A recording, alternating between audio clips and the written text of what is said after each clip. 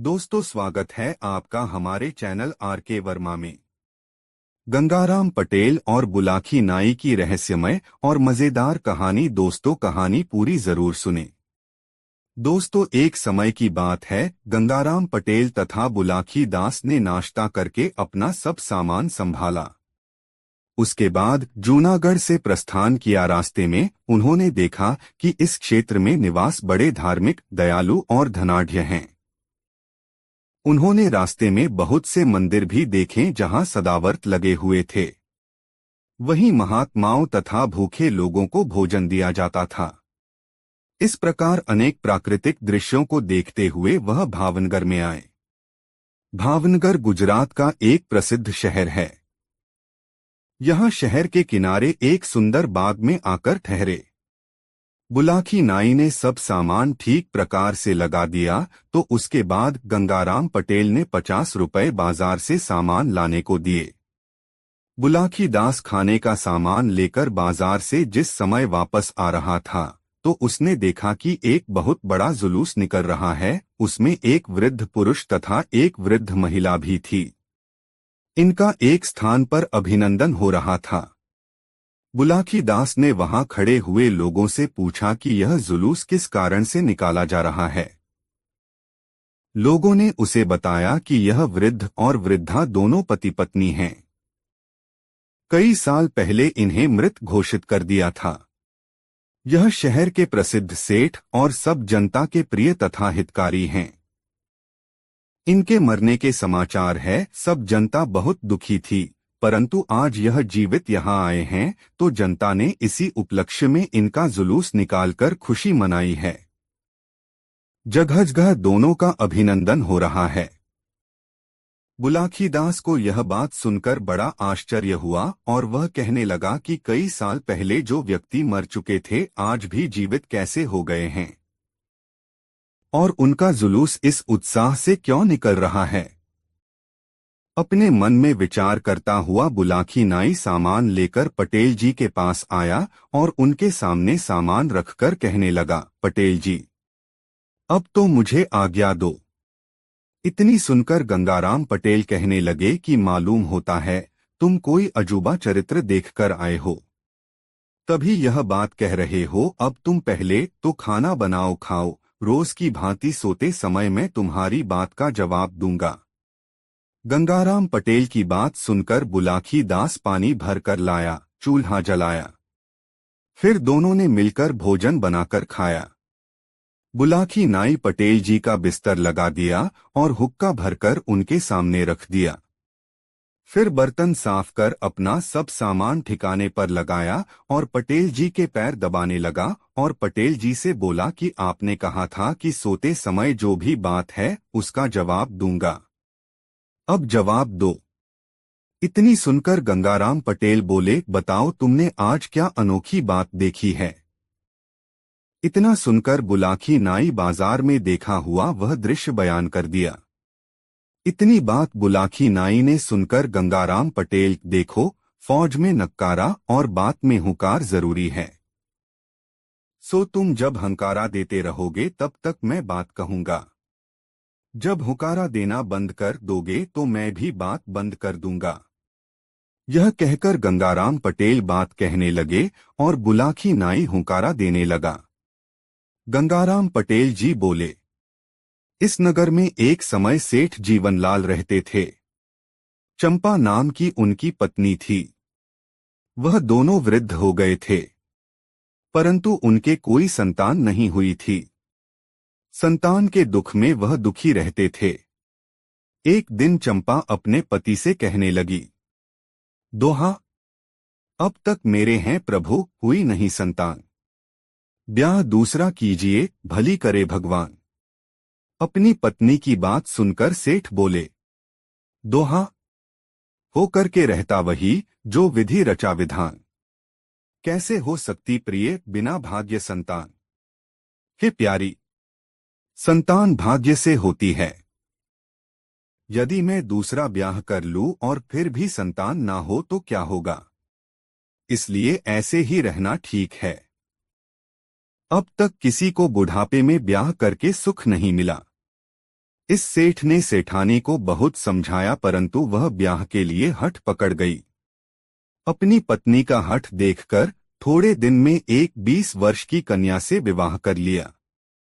सेठ जी विवाह कर नई वधू को अपने संग लाए तो दरवाजे पर आकर नई पत्नी कहने लगी, दोहा अलग रहूंगी सौत से, सुनो नाथ चितलाए, कमरा मेरे लिए एक खाली दे कर आए।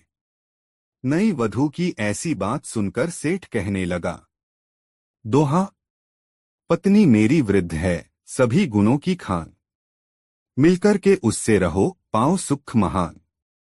सेठ ने बहुत समझाया, मगर नई पत्नी कहने लगी कि एक म्यान में 2 तलवार नहीं समा सकती। सेठ ने परेशान देखकर सब हाल अपनी पहली पत्नी से कहा, जिसे सुनकर उसने एक कमरा नई बहू के लिए अलग रहने को खाली कर दिया। नई बहू उस कमरे में आई और रहने लगी। सेठ का एक मुनीम था जिसकी उम्र लगभग 24 साल की थी। थोड़े दिन में नई बहू की उस मुनीम से आंख लड़ गई तो वह दोनों छिपकर अपनी वासना की तृप्ति करने लगे। मोहल्ले में मुनीम ने खबर कर दी कि सेठ पागल हो गए हैं। धीरे धीरे सेठ के पागल होने की खबर सब नगर में फैल गई। सेठ ने यह बात सुनी तो उसे बड़ा दुख हुआ, परंतु उसकी समझ में कोई बात नहीं आई। सेठ की पहली पत्नी ने मुनीम और सेठ की पत्नी का व्यवहार ताड़ लिया था। वह अपने पति से कहने लगी कि तुम्हारे मुनीम ने तुम्हारे पागल होने की खबर उड़ाई है। उसके नई बहू से दूषित संबंध हैं। यह लोग किसी षड्यंत्र से हम तुम दोनों को मरवाकर आप आनंद से जीवन व्यतीत करना चाहते हैं। सेठ ने कहा कि अब मैं होशियार रहूंगा। मुनीम और सेठ की नई पत्नी आपस में एक साथ रहती थी। एक दिन मुनीम ने सेठ की नई पत्नी को समझाया कि कहीं ऐसा ना हो कि पहली पत्नी को सेठ सभी जायदाद दे दें। इसलिए उचित है कि सेठ से उसकी संपत्ति को अपने हक में लिखवा लूं। सेठ की नई पत्नी ने भी इसका समर्थन किया। मुनीम उस शाम को शराब पीकर आया और एक लिखा हुआ पत्र सेठ के सामने रख दिया। उसने सेठ को पिस्तौल दिखाकर जबरन उस कागज पर हस्ताक्षर करा लिए। सेठ ने मरने के डर से उस पर हस्ताक्षर कर दिए। अब मुनीम और सेठ की नई पत्नी स्वच्छंद होकर रहने लगे। फिर एक दिन मुनीम ने सेठ को भोजन के साथ विष खिलाकर एक बड़े नाले में बहा दिया और दूसरे दिन मोहल्ले में खबर उड़ा दी कि सेठ पागल थे। ना जाने वह रात में कहाँ चले गए। यह खबर सुनकर लोग बहुत दुखी हुए। अब पहली बहू के दुख का ठिकाना भी ना रहा। बेचारी बहुत रोई, मगर क्या करती। एक दिन उस मुनीम ने सेठ के कपड़ों में खून के कुछ दाग लगाकर और हड्डियों का एक पंजर तलाश करके मोहल्ले में एक खबर सुनाई कि जंगल में सेठ की हड्डियां और वस्त्र मिले हैं। ऐसा मालूम होता है कि उन्हें जंगल में कोई जानवर खा गया। मोहल्ले के लोग वहां गए और सेठ के कपड़ों तथा हड्डियों के पंजर को उठा लाए और वैदिक रीति से दाह संस्कार कर दिया। अब सेठ की नई पत्नी और मुनीम पति पत्नी की भांति मकान में निडर होकर रहने लगे और सेठ की पहली पत्नी को दुख पहुंचाने लगे। वह कहने लगी, मैं सेठ की पत्नी हूं, उसकी संपत्ति मालिक हूं। मुझे सेठ के मरने की बात में भी बहुत लोगों का षड्यंत्र दिखता है। मैं यह सब पुलिस को बताऊंगी। यह सुनकर मुनीम और सेठ की नई पत्नी ने विचार किया कि अभी मामला ताजा है, इसलिए थोड़े दिन तो इसे सुख से रखना चाहिए, जिससे यह सेठ को भूल जाए, फिर इसका भी कुछ इंतजाम कर देंगे। यह विचार कर सेठ की नई पत्नी ने बनावटी प्रेम दिखाकर उसकी खुशामद की और कहा, तुम मुझसे बड़ी हो, मैंने बड़ी भूल की है जो तुम्हें कष्ट दिया है। अब कष्ट नहीं दूंगी, तुम्हें बड़ी बहन बनाकर रखूंगी। जिस नाले में सेठ को जहर खिलाकर फेंका गया था, आगे चलकर उसके किनारे एक महात्मा की कुटिया थी। महात्मा की नजर सेठ की लाश पर पड़ी तो उसने उसे निकलवाया।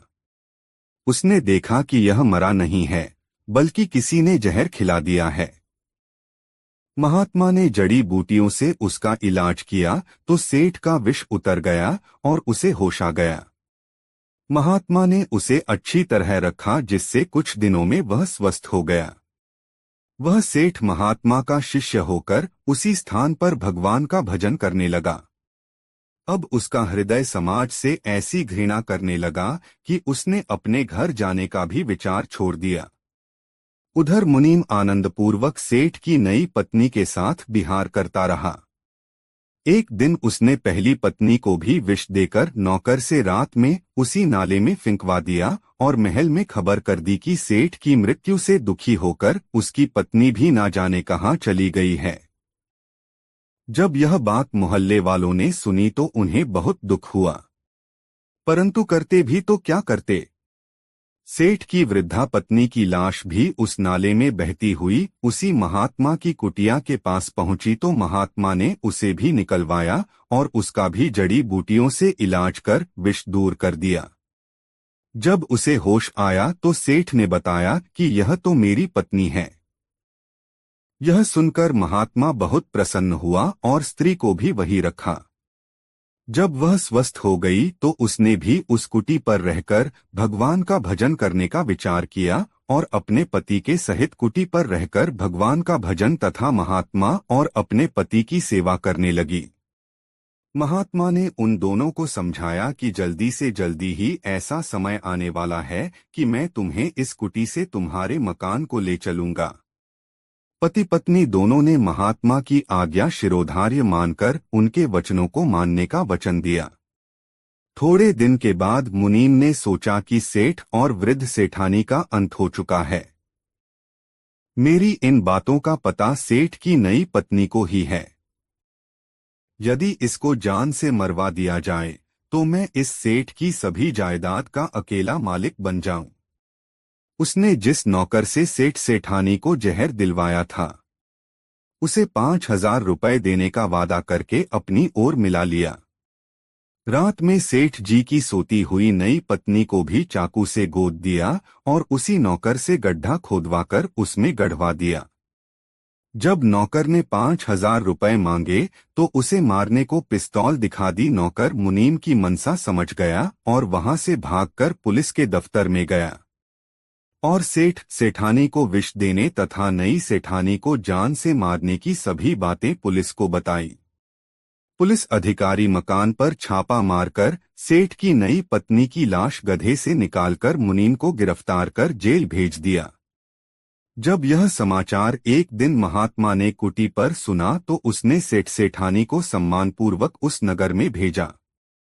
लोगों ने सेठ सेठानी को पहचानकर बड़ी खुशी मनाई और उसी खुशी में जुलूस निकालकर उनका जगह जगह पर सम्मान किया।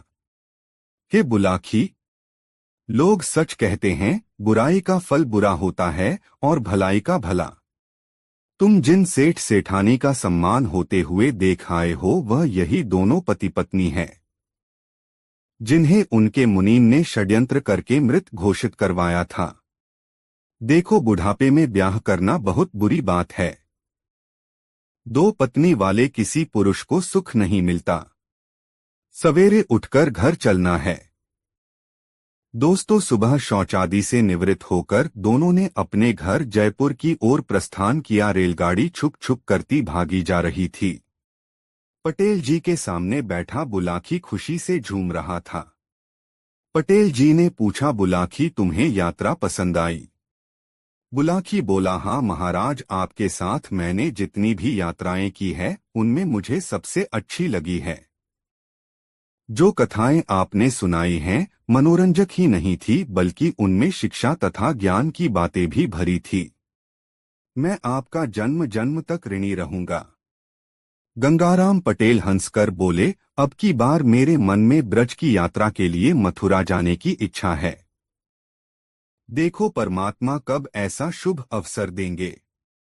दोस्तों, गंगाराम पटेल और बुलाखी राम की यह कहानी आपको कैसी लगी कमेंट में जरूर बताएं। दोस्तों, काशी यात्रा में बुलाखी राम नाई ने एक नए नगर में जो कुछ देखा उसका विवरण इस प्रकार है। बुलाखी राम ने देखा कि एक बहुत ही दरिद्र दीनहीन व्यक्ति से, जिसके वस्त्र फटे हुए थे, दाढ़ी बढ़ी हुई थी। राजा के 4 सिपाही राजा के पास ले जाने का आग्रह कर रहे थे, किंतु वह व्यक्ति बार बार उनसे राजा के पास न ले जाने का आग्रह कर रहा था। कौन था वह दरिद्र व्यक्ति? राजा के सिपाही क्यों उसे राजा के पास ले जाना चाहते थे और वह क्यों राजा के पास नहीं जाना चाहता था? इन्हीं बातों के विषय में सोचता हुआ बुलाखीराम वापस लौट आया। रात के समय जब दोनों ने भोजन कर लिया और बुलाखी ने पटेल का बिस्तर लगाकर उसके एक किनारे हुक्का भर कर रख दिया, तो पटेल ने बिस्तर पर बैठकर बुलाखी से पूछा, हाँ तो भाई बुलाखीराम, अब बताओ आज कौन सी नई बात इस शहर में देख आए? इस पर बुलाखीराम ने शाम के समय जो कुछ देखा था सब कह सुनाया। सुनकर पटेल ने कहा, भाई बुलाखीराम, यहाँ से पश्चिम की दिशा में 100 कोस की दूरी पर एक नगर है, धर्मपुर।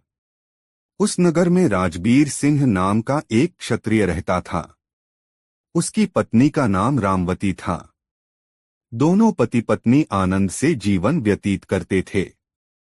कुछ दिन पश्चात ईश्वर की कृपा से उनके यहाँ एक पुत्र पैदा हुआ, जिसका नाम उन्होंने सुमन रखा। सुमन जैसे जैसे बड़ा हो गया, माता पिता का अत्यधिक लाड़ प्यार मिलने के कारण वह जिद्दी हो गया था। माता पिता भी क्योंकि उसकी हर जिद पूरी कर देते थे, आथ उसकी जिद करने की आदत बढ़ती ही गई। धीरे धीरे वह 20 वर्ष का नवयुवक हो गया। दैवयोग से उसी दौरान प्रकृति ने अपना प्रकोप दिखाया। एक भयंकर भूकंप उस शहर में आया, जिसके कारण न सिर्फ सुमन का मकान अपितु शहर की भी अधिकांश इमारतें तबाह हो गईं। सैकड़ों लोग मलबे के नीचे दबकर मर गए। हजारों लोग जख्मी हो गए। मरने वालों में सुमन के माता पिता भी थे। इस दारुण दुख के कारण सुमन के दिल पर भारी आघात लगा। उसने जैसे तैसे अपने माता पिता का अंतिम क्रियाकार्य संपन्न किया और फिर अपनी स्थिति पर विचार करने लगा। मकान तो रहने योग्य रहा ही नहीं था, धन भी उसके पास विशेष नहीं था। अब उसे यह चिंता हुई कि उसका गुजारा कैसे होगा। माँ बाप का लाडला होने के कारण कभी उसने ऐसा कोई काम सीखने का प्रयास ही नहीं किया था जो आगे चलकर उसकी जीविका उपार्जन करने में सहायक होता, और मेहनत मजदूरी का काम वह करना नहीं चाहता था। बुलाखी जब तक माता पिता द्वारा अर्जित धन उसके पास रहा, वह उससे अपना गुजारा चलाता रहा, किंतु जब वह धन समाप्त हो गया तो स्थिति भूखों मरने की आ पहुंची। तब उसने विचार किया कि यह नगर छोड़कर किसी दूसरे नगर में चलना चाहिए। इस नगर में तो सभी लोग उसे जानते हैं, इसलिए वह यहाँ भीख भी नहीं मांग सकता, लेकिन परदेश में ऐसी कोई दिक्कत नहीं है, वहाँ वह भीख मांगकर भी अपना गुजारा कर लेगा, तब भी उसे पहचानने वाला कोई नहीं है। ऐसा विचार कर वह अपना नगर छोड़कर परदेश के लिए चल पड़ा। सुमन लगातार 8 दिन एक ही दिशा में आगे बढ़ता रहा। उसे भूख लगती तो वह जंगली बेर या कंदमूल फल आदि तोड़कर खा लेता और किसी नदी या सरोवर का जल पीकर अपनी प्यास मिटा लेता। एक दिन वह एक ऐसे जंगल में पहुंचा जहां न कोई तालाब था और न कोई नदी। उसे प्यास लगी हुई थी। आथ वह पानी की तलाश में इधर उधर भटकने लगा। काफी दूर चलने पर उसे एक आम्रकुंज नजर आया। उस आम्रकुंज में सिर्फ आम के ही वृक्ष नहीं थे, दूसरे भी अनेक प्रकार के वृक्ष थे जिन पर फल लगे हुए थे। कुंज के बीचों बीच एक मनोरम सरोवर था, जिसमें नाना प्रकार के जलचर किलोले कर रहे थे। कुंज में पहुंचकर सुमन ने सबसे पहले तो सरोवर से भरपेट पानी पिया, फिर वृक्षों से कुछ फल तोड़े और अपनी क्षुधा शांत की। तत्पश्चात वह एक वृक्ष का सहारा लेकर भूमि पर बैठ गया। वह परिश्रम के कारण बुरी तरह से थका हुआ था। आथ जल्दी ही उसे नींद आई और वह सो गया। बुलाखी वह आम्रकुंज परियों के राजा का था। उसने अपनी बेटी शबन के लिए उस आम्रकुंज का निर्माण कराया था। परियों की शहजादी शबन कभी कभी वहां अपनी सखियों के साथ सैर करने के लिए आती रहती थी। जिस दिन का यह वाकया है, उस दिन भी वह संयोग से अपनी सहेलियों के साथ वहां आई हुई थी। सुमन को जब उसने अपने आम्रकुंज में बेसुध सोए हुए देखा तो वह उस पर मोहित हो गई। परियों की शहजादी ने जब अपनी पायल झनझनाई तो उनके घुंघरुओं की आवाज सुनकर सुमन की निद्रा टूट गई। आंखें खोलकर देखा तो सामने एक परिजात को पाया। दोनों की आंखें चार हुई तो दोनों ही एक दूसरे के अदृश्य प्रेम में बंध गए। फिर तो उनमें देर तक बातें होती रहीं। परियों की शहजादी ने सुमन को अपना परिचय दिया और सुमन ने उससे अपनी दास्तां बयान कर दी। सुमन की दास्तां सुनकर परी शबन का दिल पसीज उठा। उसे सुमन पर दया आ गई। उसने अपने गले से तावीज उतारा और उसे सुमन को देकर कहा, थे युवक, यह तावीज अपने पास रख लो। यह मेरे प्रेम की निशानी है, तुम इसे कभी अपने शरीर से अलग मत करना। यह हर संकट में तुम्हारे काम आएगा। यह कहकर वह परी वहां से चली गई। सुमन भी उठकर अपने गंतव्य की ओर चल पड़ा। 2 दिन बाद वह एक नगर में पहुंचा। वहां पहुंचकर उसने कोई काम ढूंढने का प्रयास किया, किंतु किसी भी जगह पर उसे कोई काम न मिला। तब यह विचार कर कि कल सुबह यहाँ के राज दरबार में जाकर राजा से कोई काम मांगूंगा, वह राजमहल की दीवार के साथ ही भूमि पर पड़कर सो रहा। आधी रात का समय हुआ तो किसी स्त्री के रोने का स्वर सुनकर उसकी नींद खुल गई। वह विचार करने लगा कि अवश्य ही वह स्त्री किसी मुसीबत में है, चलकर देखना चाहिए कि उसे क्या कष्ट है। बुलाखी। उस स्त्री के रोने का स्वर वहां के राजा ने भी सुना था। वह उस समय जाग रहा था, यह देखने के लिए कि उस दुखियारी स्त्री को क्या तकलीफ है जो वह आधी रात को इस प्रकार विलाप कर रही है। राजा महल से निकलकर उस दिशा में चल पड़ा जिधर से रोने का स्वर आ रहा था। उधर सुमन भी राजा से पहले उस स्त्री के रोने की दिशा में चल दिया था। अब आगे आगे सुमन और पीछे पीछे राजा, दोनों उस स्त्री की खोज में चल पड़े। सुमन राजा से पहले उस स्त्री के पास पहुंचा। उस स्त्री ने अच्छे वस्त्राभूषण धारण किए हुए थे। सुमन ने उसके पास जाकर पूछा, हे देवी, तुम्हें क्या कष्ट है जो आधी रात के समय में इस प्रकार विलाप कर रही हो? यह सुनकर उस स्त्री ने रोना बंद कर दिया। वह बोली, मेरा दुख जानकर क्या करेगा बेटा? तू तो स्वयं ही इस नगर में कोई परदेशी जान पड़ता है। तेरी हालत भी किसी दीनहीन व्यक्ति जैसी दिखाई दे रही है। मेरा दुख तो वही व्यक्ति दूर कर सकता है जो हर तरह की सामर्थ्य रखता हो। हे देवी, सुनकर सुमन ने कहा, जब अपने मुख से मुझे बेटा कहा है तो अपने बेटे से अपना दुख जरूर कहो। भला बेटा माँ के काम नहीं आएगा तो कौन काम आएगा? रही दीनहीन होने की बात, मैं दीनहीन जरूर हूँ, यहाँ परदेशी भी हूँ, लेकिन सामर्थ्य में किसी से कम नहीं हूँ। तुम सेवा बताओ, मैं तत्काल उसे पूरी करने की कोशिश करूँगा। तो सुन बेटा, स्त्री बोली, मैं अपने दुख के लिए नहीं, यहाँ के राजा के दुख के लिए रो रही हूँ। मैं इस राज्य की राज्यलक्ष्मी हूँ। कल यहाँ के राजा का इंतकाल हो जाएगा, तब मुझे ऐसे प्रजापालक राजा का राजमहल त्याग कर कहीं अन्यत्र जाना पड़ेगा। मैं अब तक यहाँ बड़े आराम के साथ रह रही थी, किंतु कल के बाद न जाने मुझे कैसे राजा के यहाँ जाना पड़े। वह राजा मेरे साथ न जाने कैसा व्यवहार करे, इसी आशंका से मैं भयभीत हूँ और इस राजा की मृत्यु के शोक से बरबस ही मेरी रुलाई फूट पड़ रही है। इसी वजह से मेरे आंसू नहीं थम रहे। सुमन कहने लगा, हे माँ, तुमने जो यह अजीब बात बताई कि कल यहाँ के राजा की मृत्यु हो जाएगी, मुझे बताओ तो कि उसकी मृत्यु कैसे होगी? राजा तो बिल्कुल भला चंगा और हर तरह से स्वस्थ है, उसे कोई रोग भी नहीं है, फिर उसकी मृत्यु का तो प्रश्न ही नहीं उठता। अरे मेरे भोले बेटे, राज्यलक्ष्मी बोली, मैंने यह कब कहा कि उसकी मृत्यु स्वाभाविक रूप में होगी? उसकी मृत्यु तो एक सिंह के द्वारा होगी। सुन, कल यह राजा आखेट के लिए वन में जाएगा। वहीं एक सिंह शिकार के दौरान इसे मार डालेगा।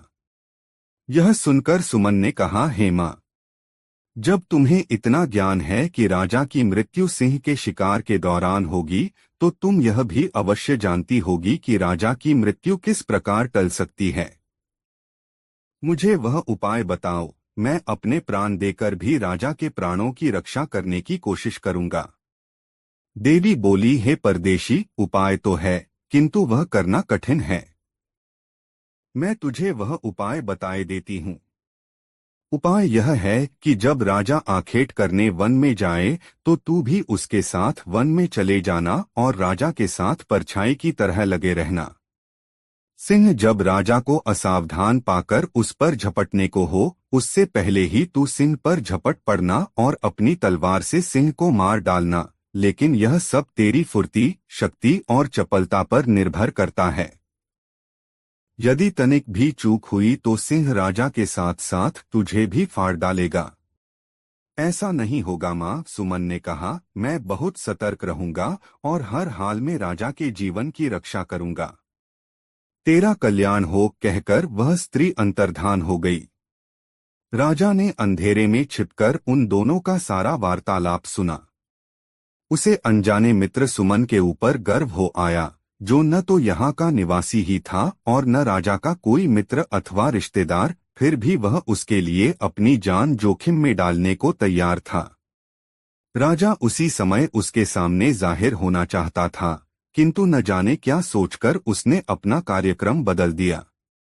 वह घूमा और सीधा अपने महल में चला गया। सुमन भी लौटकर अपने पहले वाली जगह पर पड़कर सो गया। बुलाखी राम। जब राजा अपने महल में आकर पलंग पर लेटा तो वह अपने मन में विचार करने लगा कि कल मैं शिकार करने के लिए जाऊंगा ही नहीं, और जब जंगल में जाऊंगा ही नहीं तो सिंह के हाथों मेरी मौत कैसे हो जाएगी। ऐसा विचार करके राजा ने निश्चय कर लिया कि कल किसी भी हालत में वह वन की ओर नहीं जाएगा, चाहे कैसी भी आवश्यकता क्यों न पड़ जाए। लेकिन राजा का यह निश्चय अगले दिन धरा का धरा रह गया।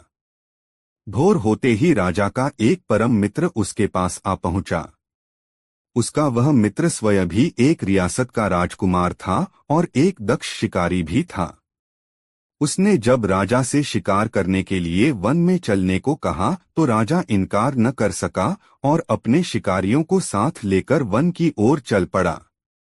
इस बीच सुमन साये की तरह राजा के साथ लगा रहा। उस बेचारे के पास कोई हथियार तो था नहीं, अतः उसने निश्चय कर लिया कि अपने हाथों से ही वह सिंह का मुकाबला करेगा। हाका शुरू हुआ।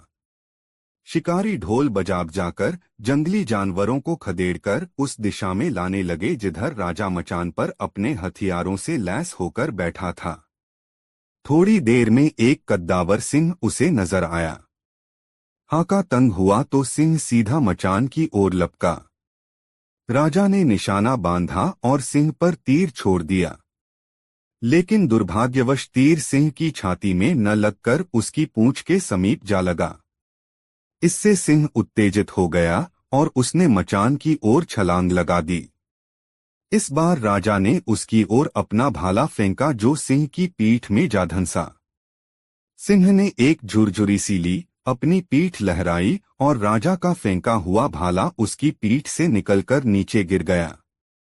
इस बीच मचान के पास खड़ा सुमन मूकदर्शक की तरह खड़ा रहा। सिंह से नंगे हाथों भिड़ने का उसका हौसला न हुआ।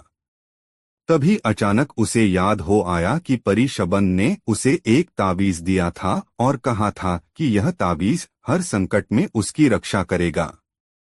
सुमन ने तब उस ताबीज को आजमाने का निश्चय कर लिया। उसने गले में लटके ताबीज को रगड़ा।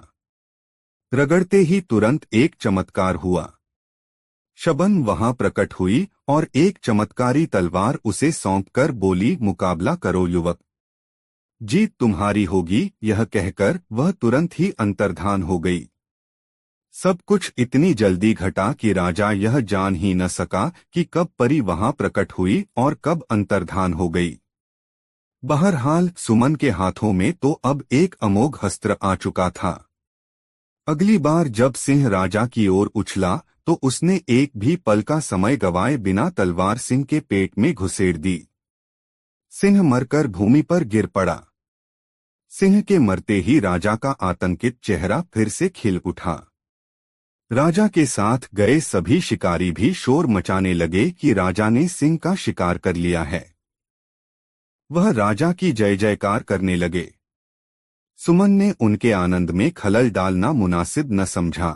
वह जिस प्रकार राजा के साथ आया था, राजा के लौटने से पहले ही शहर लौट गया। दूसरे दिन राजा को सुमन का ध्यान आया। उसने गंभीरता से मनन किया तो उसे मालूम हुआ कि सिंह की मृत्यु उसके भाले से नहीं, उस अनजान मददगार की तलवार से हुई थी, जो किसी देवदूत के समान अचानक ही वहां उसकी मदद के लिए पहुंच गया था। तब उसने सुमन को ढूंढकर लाने के लिए आदेश जारी कर दिए। दरअसल राजा सुमन को बुलाकर उसे सम्मानित करना चाहता था। वह चाहता था कि इस सेवा के बदले में वह उस युवक को सम्मान के साथ साथ कोई सम्मानीय पद भी अपने दरबार में दे, ताकि वह कुछ उड़ेन हो सके। इतनी कहानी सुनाकर पटेल जी खामोश हो गए। उन्होंने हुक्के की निगाली मुंह में लगाकर एक जोरदार कश खींचा। कुछ देर उस कश का आनंद उठाया, फिर ढेर सारा धुआं मुंह से उगलकर आगे कहा, बुलाखी, कहानी खत्म हो गई। अब पहचान की। वह युवक कौन था जिसे तू शाम को देखकर आया था? तो क्या स्वयं सुमन ही वह व्यक्ति था? बुलाखी बोला, और उसी को राजा के सिपाही अपने साथ ले चलने का आग्रह कर रहे थे, ताकि राजा उसे सम्मानित कर कोई अच्छा सा पद उसे राजदरबार में दे सके।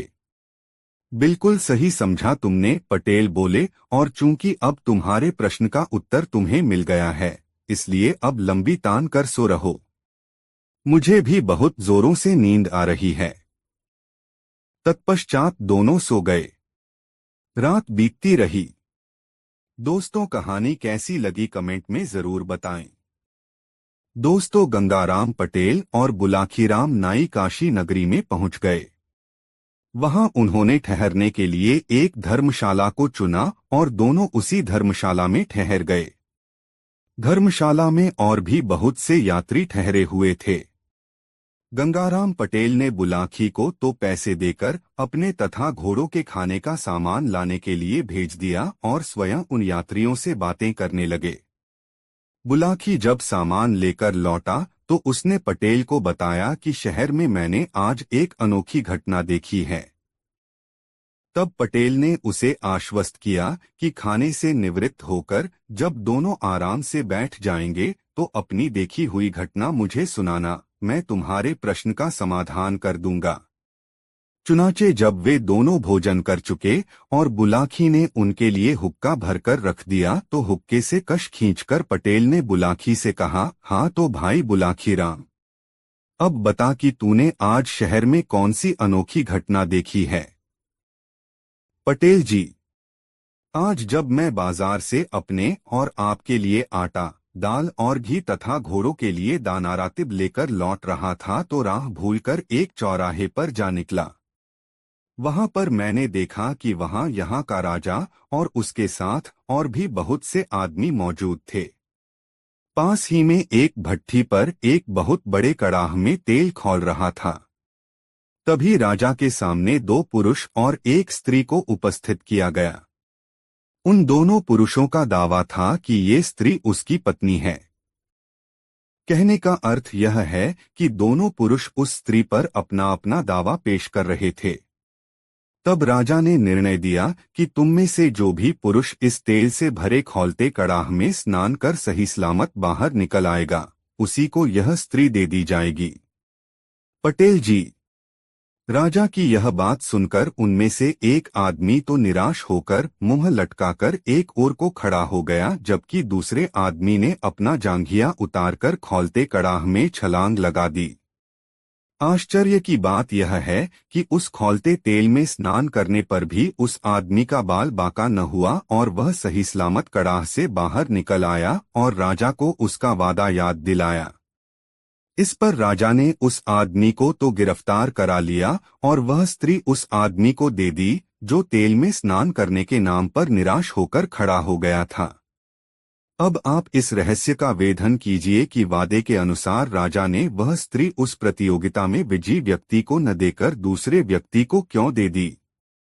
यह सुनकर पटेल बोले, गुलाखी, इस रहस्य को जानने से पहले यह सुन कि वे दोनों आदमी कौन थे, तभी सारी बातें तुझे आराम से समझ में आएंगी।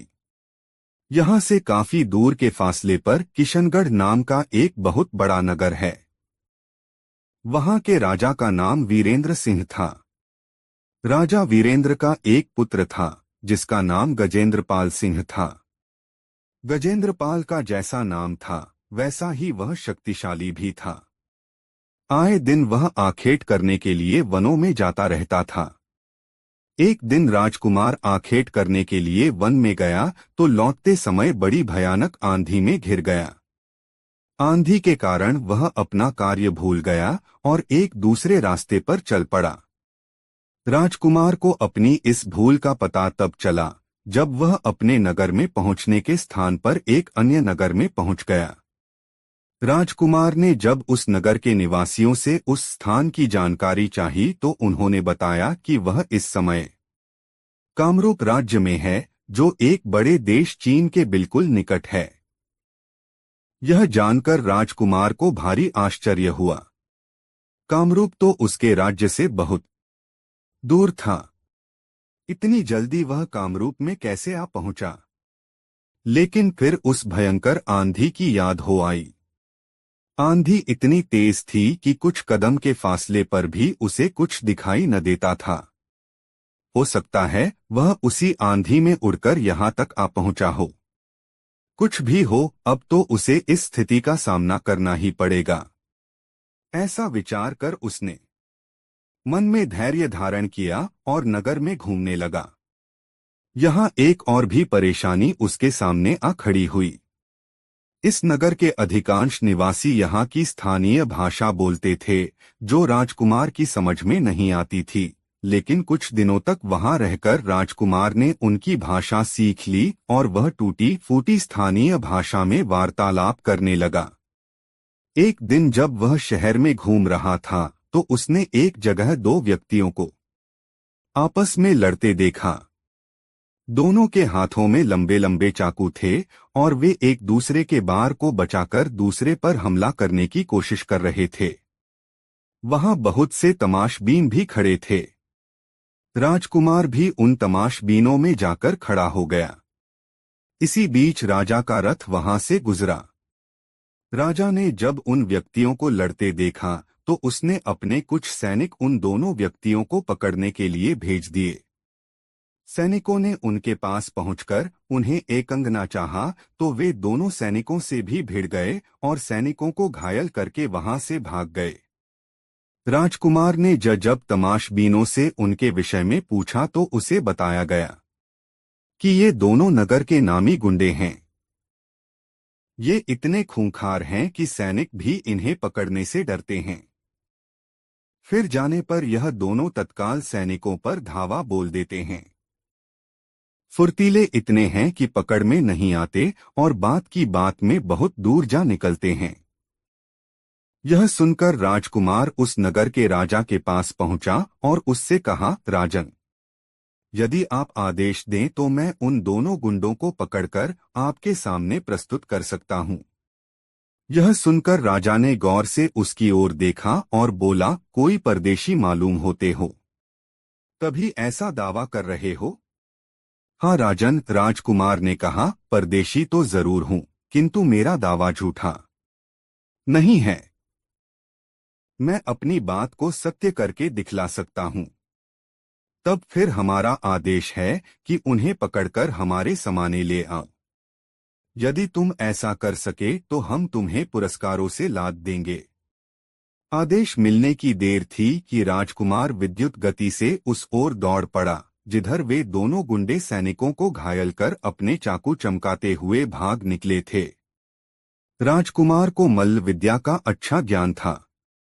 उसके गुरु ने उसे ऐसे ऐसे दांवपेच सिखा रखे थे कि वह 100 आदमियों पर भी भारी पड़ सकता था। बात की बात में वह उन गुंडों के पास पहुंचा और हुंकार भरते हुए गुंडों से भिड़ गया। बड़ी चपलता से पहले तो उसने उन दोनों के चाकू छीने, फिर उन्हें लात घूंसों और मुक्कों पर रख लिया। कुछ ही देर में दोनों गुंडों के कसबल ढीले हो गए। किसी चूहे की भांति उनकी गरदनें पकड़े उन्हें साथ लेकर राजकुमार राजा के पास लौट आया और दोनों गुंडे राजा के सैनिकों के हवाले कर दिए। राजकुमार का ऐसा पराक्रम देखकर वहां का राजा बहुत खुश हुआ। वह राजकुमार को अपने महल में ले आया। वहां उसने राजकुमार की बहुत खातिर की और फिर उसका परिचय पूछा। राजकुमार ने जब उसे यह बताया कि वह भी एक राजा का बेटा है, तब तो राजा को और भी खुशी हुई। वह अपनी बेटी के विवाह के लिए बहुत चिंतित रहता था। उसकी इच्छा थी कि उसकी बेटी का विवाह किसी ऐसे नौजवान के साथ हो जो बुद्धि और पौरुष दोनों में ही बेमिसाल हो। उसे ये दोनों गुण इस युवक में नजर आए। एक दिन राजा शिकार करने के लिए निकला। अपने साथ वह राजकुमार गजेंद्रपाल सिंह को भी ले गया।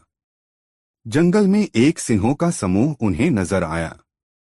राजा ने सिंह का शिकार करने की इच्छा से अपना घोड़ा उन्हीं सिंहों के समूह की ओर दौड़ा दिया। राजकुमार भी कहाँ पीछे रहने वाला था। शिकार करना तो उसका प्रिय शौक था, अतः वह भी भाला और तलवार लेकर राजा के पीछे पीछे अपने घोड़े को दौड़ाता हुआ चल पड़ा। राजा को घोड़ा दौड़ाते हुए अपनी तरफ आते देखकर सिंहों का समूह चौकन्ना होकर खड़ा हो गया। उनमें से जो दुर्बल सिंह थे वह तो पीछे मुड़कर भाग लिए, लेकिन जो बलवान सिंह थे वे मुकाबला करने को तत्पर हो गए। राजा ने निशाना बांधकर अपना भाला एक सिंह पर चलाया। निशाना चूक गया। भाला सिंह के शरीर को छूता हुआ भूमि में जा गड़ा। क्रोधित होकर सिंह ने उछाल भरी और अपने पंजे की जोरदार थाप घोड़े की थूथन पर जमा दी। वार इतना करारा था कि घोड़ा लड़खड़ा गया। घोड़े के लड़खड़ाने से राजा का संतुलन बिगड़ गया और वह भूमि पर आ गिरा। तभी दूसरा सिंह राजा पर झपट पड़ा।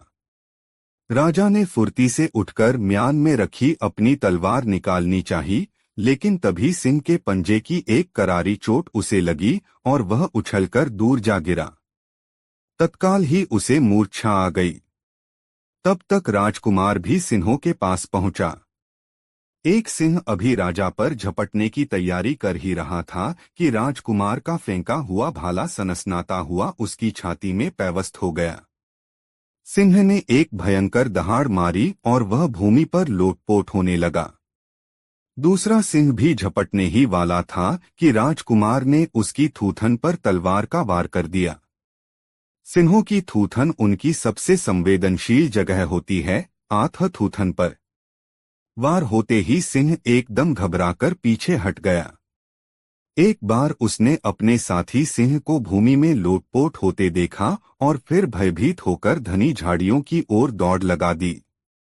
राजकुमार गजेंद्रपाल घोड़े से उतरा। घोड़े की पीठ पर मौजूद छागल से पानी निकाला और राजा के मुंह पर पानी के छींटे मारे। जल के छींटे लगने से राजा को होश आ गया और वह उठकर बैठ गया। उसने कृतज्ञता भरी दृष्टि राजकुमार पर डाली। राजकुमार बोला, उठिए राजन, आज आपने शेर का शिकार कर लिया है। नहीं राजकुमार, यह शिकार मैंने नहीं, तुमने किया है। सिंह के पंजों की चोट खाकर मैं तो अचेत हो गया था। तभी तुम्हारा फेंका हुआ भाला सिंह की छाती फाड़ता उसकी छाती के आर पार निकल गया। आज तुमने मेरी जान बचाई है। महल पहुंचकर मैं तुम्हारे इस उपकार का पुरस्कार तुम्हें अवश्य दूंगा। बुलाखी। कथा तो बहुत लंबी है, मैं तुम्हें संक्षेप में ही सुनाता हूं। महल में पहुंचकर राजा ने अपनी बेटी का विवाह राजकुमार गजेंद्रपाल सिंह के साथ कर दिया। राजकुमार अपनी पत्नी के साथ कामरूप के राजा के राजमहल में आनंदपूर्वक रहने लगा। जब उसे वहां रहते हुए कई महीने बीत गए तो एक दिन उसने पत्नी से कहा, प्रिय, यहाँ रहते हुए मुझे बहुत समय बीत गया है। अब मुझे अपने घर की याद सताने लगी है। मेरे परिवार वालों को मेरे बारे में कुछ भी पता नहीं है। वे बेहद चिंता कर रहे होंगे। हमें अपने घर लौट चलना चाहिए। इस पर राजकुमारी ने अपनी सहमति व्यक्त कर दी। कुछ नानुकर करने के बाद राजा ने भी उसका अनुरोध मान लिया और बहुत सा दान दहेज देकर अपने दामाद और बेटी को विदा कर दिया। सारे दिन की यात्रा के बाद उनका काफिला एक नगर में पहुंचा और एक सुंदर सा स्थान देखकर वहीं पड़ाव डाल दिया। अपनी कहानी सुनाकर पटेल चुप हो गए। तरोताजा होने के लिए उन्होंने हुक्के से 3-4 गहरे गहरे कश खींचे और ढेर सारा धुआं अपने मुंह से उगल दिया। फिर उन्होंने आगे की कथा आरंभ की। हाँ तो बुलाखीराम। जब उन लोगों ने उस स्थान पर पड़ाव डाला तो एक दुर्घटना घट गई। उस स्थान पर एक प्रेत का निवास था। उसने कामरूप की राजकुमारी राजकुमार गजेंद्रपाल सिंह की पत्नी को देखा तो वह उस पर मोहित हो गया। तब उस प्रेत ने राजकुमार गजेंद्रपाल का वेश बनाया और राजकुमार और राजकुमारी के खेमे में पहुंच गया। उसने राजकुमार से कहा कि यह स्त्री तो मेरी पत्नी है, मैं इसे लेकर जाऊंगा। राजकुमार ने कहा कि यह तुम्हारी पत्नी कैसे हो सकती है? यह तो मेरी पत्नी है। मैं इसे विवाह कर लाया हूं। इस पर दोनों में हाथापाई होने लगी। शोरगुल सुनकर सभी नौकर चाकर वहां पहुंच गए। उनकी समझ में नहीं आ रहा था कि किसका पक्ष लें। कौन है असली राजकुमार? दोनों की शक्लें और वेशभूषा एक समान थीं। दोनों में रंचमात्र भी अंतर न था। बोलचाल, हाव भाव और चाल ढाल से दोनों एक जैसे प्रतीत हो रहे थे। राजकुमारी सहमी सी खड़ी थी। उसकी समझ में नहीं आ रहा था कि किसे अपना पति माने, किसे नहीं। बात वहां के राजा तक पहुंची, लेकिन वहां का राजा भी कोई निर्णय न दे सका। उसने कहा, यह एक गंभीर स्थिति है। मैं तुम्हारा कोई न्याय नहीं कर सकता। तुम दोनों काशी नरेश के पास चले जाओ। वह परमगुणी और बेहद बुद्धिमान व्यक्ति हैं। वही तुम्हारा न्याय करेंगे। राजा की बात मानकर वे दोनों इस नगर में आ गए। यहाँ के राजा ने जब उनके विवाद के विषय में सुना तो अपने बुद्धि बल से उसने फौरन जान लिया कि उन दोनों में से कोई एक अवश्य ही कोई अशरीरी व्यक्ति है, जिसने दूसरे प्रतियोगी का रूप धारण कर लिया है। तब उसने एक भट्ठी तैयार करवाकर एक बड़े से कड़ाह में तेल उबलवाया और उन दोनों से कहा कि तुम में से जो भी प्रतियोगी इस खौलते कड़ाह में स्नान कर सही सलामत निकल आएगा, यह स्त्री उसी को दे दी जाएगी। राजा की यह बात सुनकर बेचारा गजेंद्रपाल सिंह तो निराश होकर एक ओर खड़ा हो गया, लेकिन अशरीर प्रेत फौरन ऐसा करने को तैयार हो गया। आगे की कहानी तुझे मालूम ही है। राजा ने उस राजकुमारी को उसके असली पति के हवाले कर दिया और राजकुमार का वेश धारण किए उस अशरीरी प्रेत को सैनिकों के हवाले कर दिया। यह है सारी कहानी जो तू शाम को देख कर आया है। तो क्या राजा उस प्रेत को जेल में बंद रख सकेगा? सारी कहानी सुनकर बुलाखी ने शंका व्यक्त की। यह तो भविष्य की बात है बुलाखी। वैसे यह नगरी भगवान शिव की नगरी है। यहाँ एक से बढ़कर एक अनेक तंत्र मंत्र के ज्ञाता हैं। उस पिशाच की तो बात ही क्या, यहाँ तो यमराज को भी तंत्रपाश में बांधने की शक्ति रखने वाले अनेक विद्याधर मौजूद हैं। यहाँ का राजा बहुत बुद्धिमान है। वह इस प्रेत को ऐसे ही नहीं जाने देगा। वह इसका जरूर तगड़ा इंतजाम कर देगा, जिससे कि वह प्रेत फिर किसी को परेशान न कर सके। और अब तेरी हर शंका का समाधान हो गया है, इसलिए अब आंख मूंद कर सो रहो। सुबह उठकर पहले गंगाजी में गोता लगाएंगे, फिर भोजनादि से निवृत्त होकर इस पवित्र नगरी के प्रसिद्ध स्थानों को देखेंगे। भगवान विश्वनाथ के दर्शन करेंगे और स्वयं को धन्य मानेंगे। तब अगला दिन कैसे बीतेगा, इसकी सुखद कल्पना करता हुआ बुलाखीराम सो गया।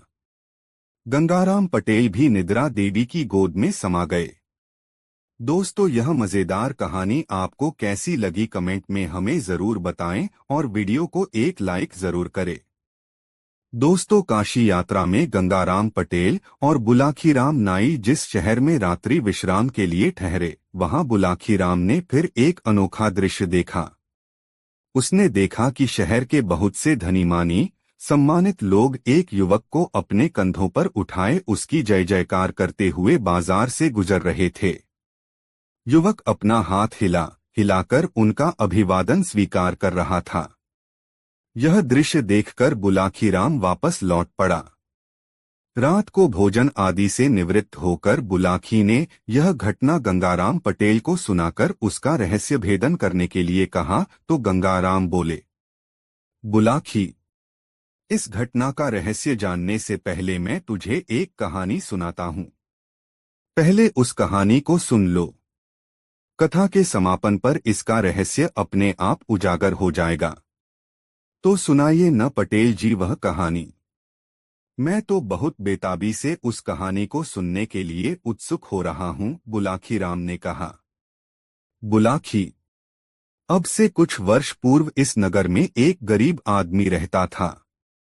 उसका नाम था जीवाराम। जीवाराम दिन रात हाड़तोड़ मेहनत करता था, फिर भी उसे और उसके परिवार को बड़ी मुश्किल से ही भोजन मिल पाता था। जीवाराम की पत्नी का नाम था गुलकदी। वह अपने नाम के ही अनुकूल बहुत मृदु स्वभाव की थी। दूसरे लोगों के घरों में चौका बर्तन का काम करके वह अपने पति की मदद में लगी रहती थी। उन दोनों के एक बेटा भी था, जिसका नाम दयाराम था, लेकिन लोग उसे तीसमार खां कहकर संबोधित करते थे। दयाराम भी अपने इस नाम को सुनकर खुश होता था। अब तीसमार खां उसका नाम कैसे पड़ा, यह भी सुनो। एक बार उसने झाड़ू से चौके में बैठी 30 मक्खियां एक ही झपट्टे में मार डाली थीं, बस तभी से उसका नाम पड़ गया तीसमार खां।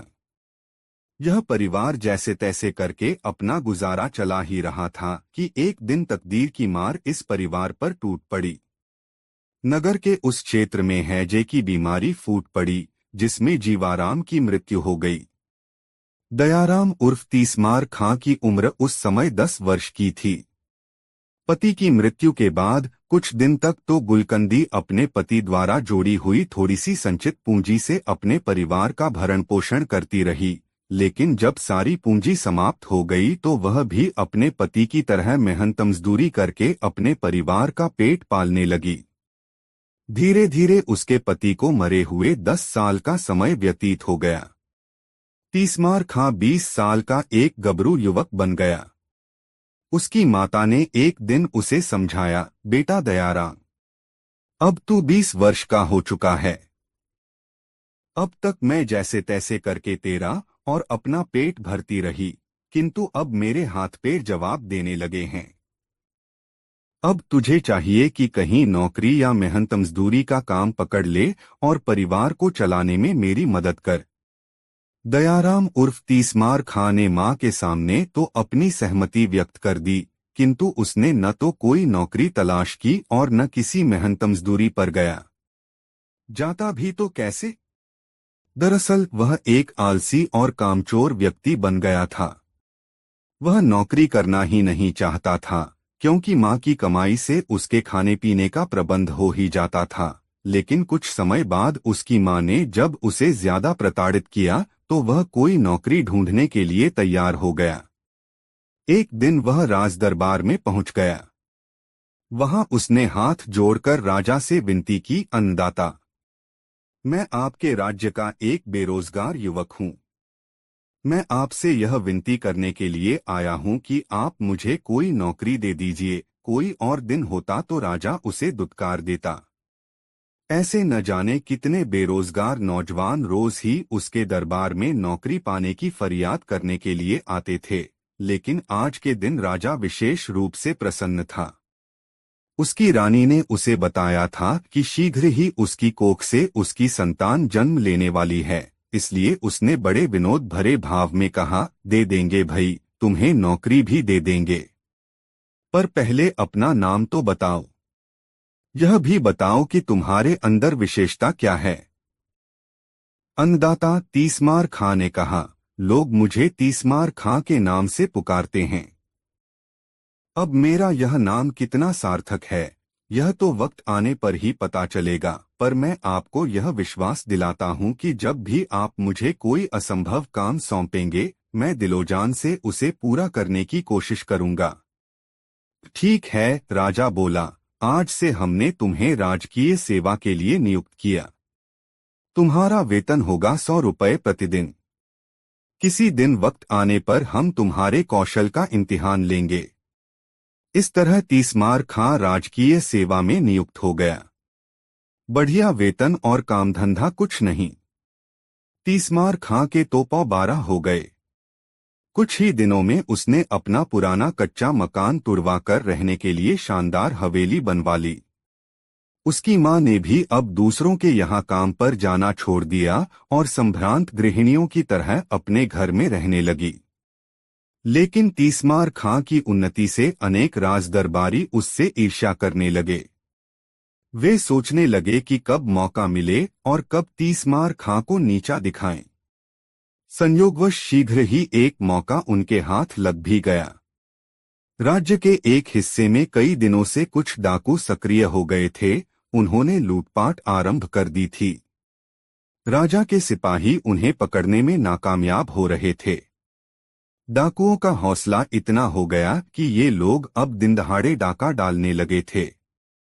राजा का प्रशासन इनके सामने असहाय होकर रह गया था। जब जनता में त्राहित्राही मचने लगी और वहां के लोग फरियादें करने राजा के पास पहुंचने लगे, तो राजा ने अपनी राजसभा बुलाई और दरबारियों से सलाह ली कि उन डाकुओं को कैसे पकड़ा जाए। इस पर गहन मंथन होने लगा। किसी ने राय व्यक्त की कि वह सारा इलाका सेना के हवाले कर दिया जाए।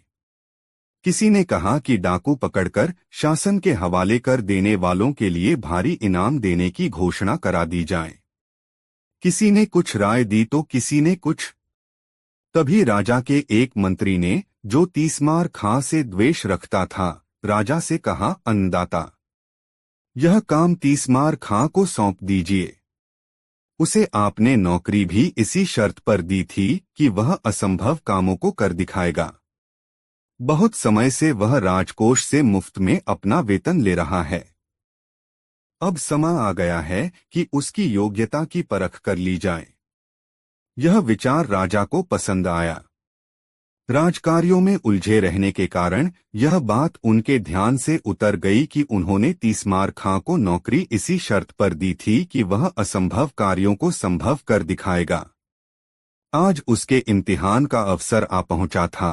अतः उन्होंने तीसमार खां को दरबार में बुलाया और कहा, तीसमार खां, तुम्हें याद है कि हमने तुम्हें किस शर्त पर नौकरी दी थी? हाँ अन्नदाता, मुझे अच्छी तरह याद है, तीसमार खां ने कहा। नौकरी देते समय आपने पूछा था कि तुम में क्या विशेषता है, तो मैंने यह कहा था कि मैं किसी भी असंभव कार्य को संभव बना सकता हूँ। बस तो समझ लो कि आज तुम्हारी परीक्षा की घड़ी आ पहुंची। देश के दक्षिणी क्षेत्र में जाओ और वहां के लोगों में भय का वातावरण पैदा कर रहे डाकू दलों का सफाया कर दो। इस काम के लिए तुम जितने सैनिक चाहो तुम्हें उपलब्ध करा दिए जाएंगे। ठीक है अन्नदाता, मैं कल ही दक्षिण की ओर रवाना हो जाऊंगा और इस काम के लिए मुझे किसी सैनिक की आवश्यकता भी नहीं है। मैं अकेला ही इस काम को अंजाम दूंगा। राम दूरामार खां राजा के सामने यह बात कह तो आया, किंतु घर आकर यह चिंता में पड़ गया।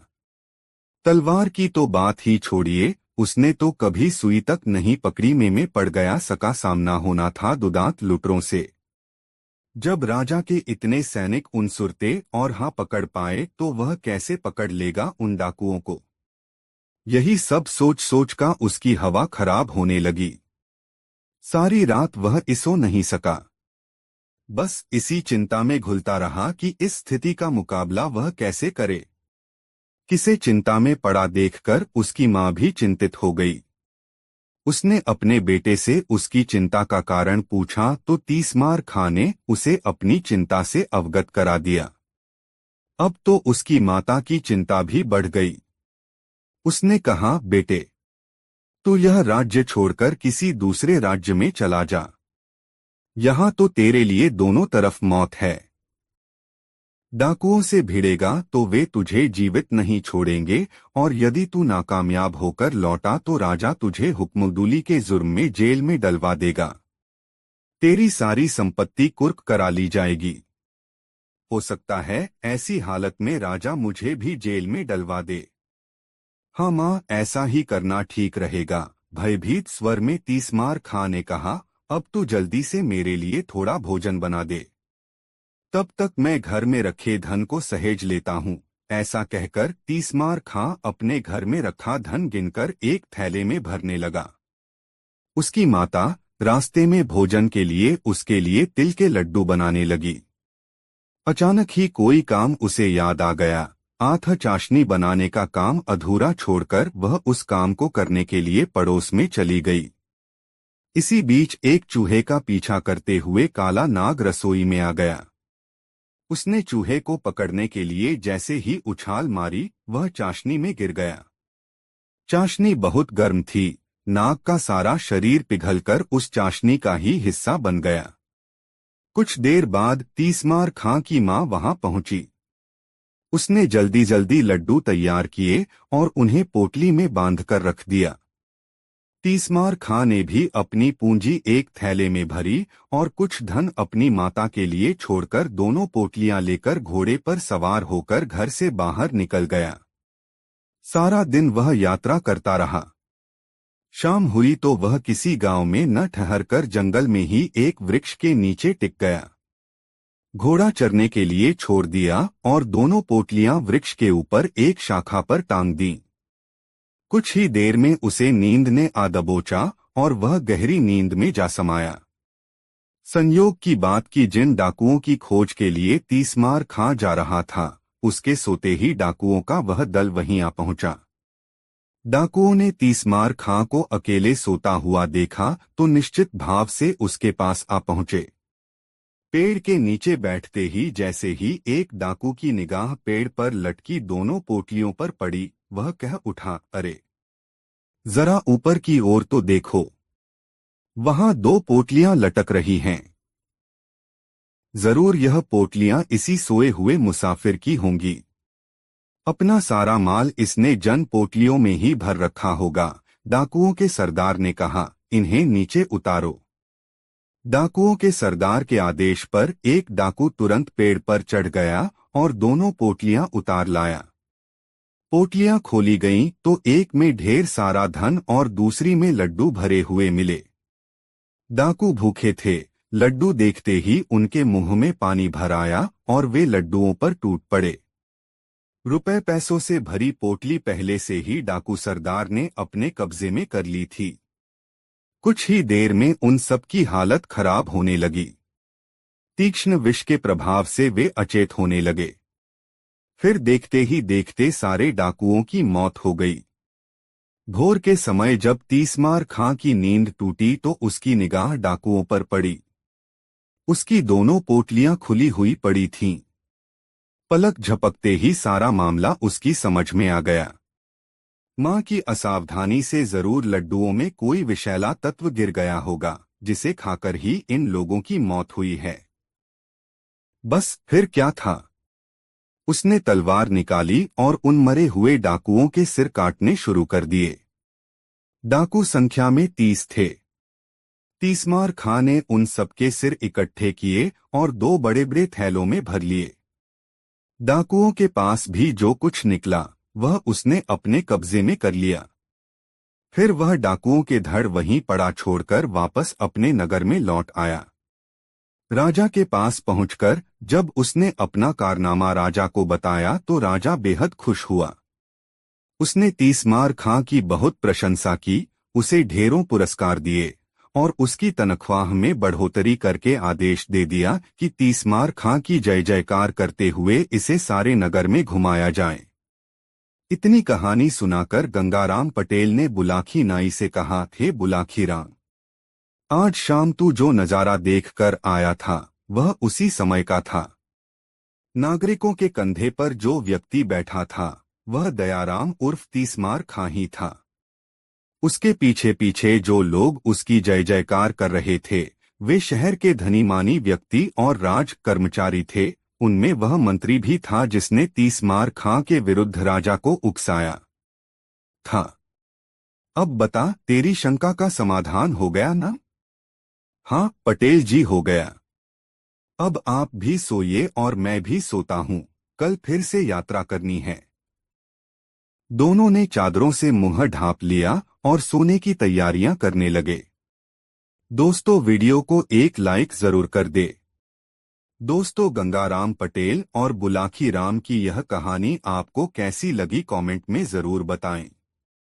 ऐसी और नई मजेदार कहानी सुनने के लिए हमारे चैनल आर.के. वर्मा को सब्सक्राइब जरूर कर ले। और आप अगर कोई सी कहानी चाहते हैं तो कमेंट करें, वीडियो अपने मित्रों को जरूर शेयर करें। वीडियो देखने के लिए धन्यवाद।